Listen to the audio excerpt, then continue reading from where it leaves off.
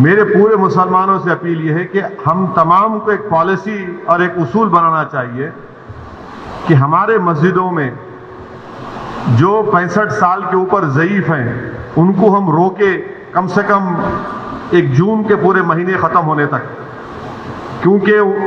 ان کے جسم میں امیونٹی کم ہو جاتی ہے، مختلف خدا نخواستہ اگر ان کو ڈائبٹک ہے، بیماریاں ہیں، تو باڈی میں وائرس سے مقابلہ کرنے کی طاقت کم ہو جاتی ہے۔ تو میں یہ اپیل کر رہا ہوں کہ 8 جون کو انشاءاللہ تو کھل جائیں گے، مگر کم سے کم جون کے ختم ہونے تک ہمارے جو 65 سال کے اوپر جو ضعیف افراد ہیں ان کو ہم سمجھائیں، ان سے ریکویسٹ کریں کہ کم سے کم جون کے ختم ہونے تک آپ تھوڑا مسجد کو مت جائیے، گھر میں نماز پڑھیے۔ جو نوجوان ہیں جو ذرا مسجدوں کو کم جاتے، اب وہ جا کر مسجد کو آباد رکھے۔ تیسرے یہ کہ مساجد میں اگر کارپیٹ ہے اور اس کارپیٹ کو نکال سکتے آپ تو فوراً نکال کر پتھر کے اوپر نماز پڑھنا چاہیے، کیونکہ کارپیٹ میں ایپیڈیمولوجسٹ اور جتنے ہیلتھ ایکسپرٹ سے ڈاکٹرز وہ بولتے ہیں کہ کارپیٹ میں بہت سے جراثیم جم جاتے اور اس سے ہو سکتا ہے کہ خدا نخواستہ کسی کو وائرس لگ سکتا۔ تو چوتھی بات کام ہم کو یہ کرنا چاہیے کہ مساجد میں بیت الخلاء اور وضو کا انتظام نہ رکھیں، کیونکہ وہ وضو کرتے کلی کرتے اور پھر آپ آ کے نماز پڑھتے تو لوگ گھر سے ہی اپنے وضو کر آئیں، اور نماز جب پڑھیں گے تو نہیں معلوم مفتی اکرام کو فیصلہ کرنا ہے کہ اگر پوری دنیا میں جہاں جہاں مساجد کھولے گئے، چاہے وہ مسجد نبوی ہو، حرم شریف مکے میں ہو، یا ٹرکی ہو، یا دوسرے مقامات پر، ہمیشہ کی طرح جو کھندے سے کھندا ملا کر سب بنتی تھی ویسا نہیں بن رہی۔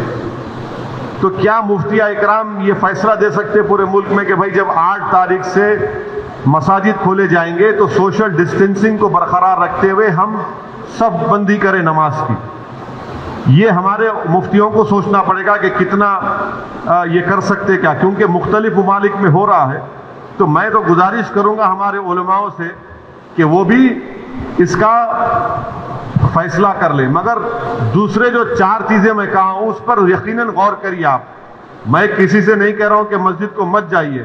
میں یہ کہہ رہا ہوں کہ آپ صحیح کہہ رہے ہیں کہ وائرس ابھی بڑھ رہا ہے، وائرس ختم نہیں ہوا ہے، وائرس بڑھ رہا ہے ابھی،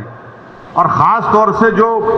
ہمارے 65 سال کے اوپر کے جو لوگ ہیں اور جو لوگ مختلف امراض کے شکار ہیں، جس کو کڈنی کی بیماری ہے، ہارٹ کی ہے، لنگز کی ہے، ڈائبٹک ہیں، ان کو تو اور احتیاط کرنے کی ضرورت ہے، بہت احتیاط کرنے کی ضرورت ہے ان کو، کیونکہ ان کی جان کو بچانے کا ہے۔ یقیناً ہم کو ایک روحانی اور قلبی سکون ملتا ہے جب ہم اللہ کے گھر میں جا کر سر بسجود ہوتے ہیں، مگر اسلام کی اہم تعلیمات بھی ہے کہ جان بچائیے، اور اگر خدا نہ خواستہ کسی کو یہ وائرس ہوتا ہے تو پھر ان کے گھر والوں کو ان سے جو ملاقات کیے، پھر ایک نیا سلسلہ شروع ہوتا ہے ٹریسنگ کا، پرائمری کانٹیکٹ کون تھے، سیکنڈری کانٹیکٹ کون تھے۔ یہ میرے احساسات ہیں،